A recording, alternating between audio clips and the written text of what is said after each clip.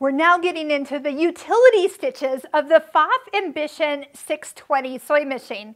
So the one I love showing students is what is called a triple straight stitch. It's number 2 on this machine. So if it's number 2, I think it's pretty important. So it's a straight stitch, but instead of it being just a single row, it's going to have a 2 stitches forward, 1 stitch back look. It's going to make your thread look like it's thick thread. It's going to look awesome because it goes back in the exact same hole. And let me show you one other benefit that it can do. I'm going to actually sew on the diagonal or stretchy side of this fabric.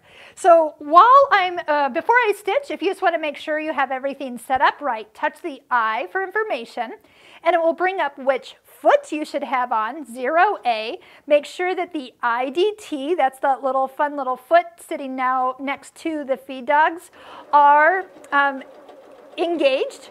And then as you sew, look at how long this stitch length comes up at. It comes up at 4, and that is very long, which actually you're going to love it once you see it. So let's just go ahead. We'll do the scissor button.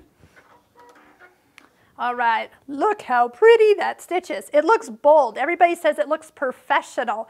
And it stretches. So if you've ever sewn something 3 times, just because you want it reinforced, then it looks like you sewed it 3 times. You're like, ooh, did you make that? Okay, no. We want a stitch that looks awesome. This is your stitch, stitch number 2, a straight stitch.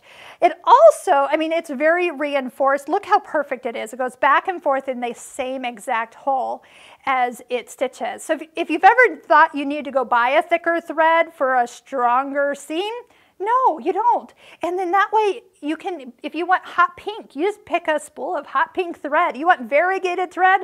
This looks really cool with variegated. And by the way, let's just do one more because stitch number 7 is actually the zigzag version of this stitch.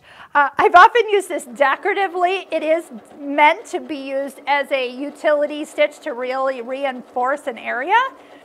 Watch 2. Let's do this. I'm going to go ahead. Let's give you an idea what it looks like.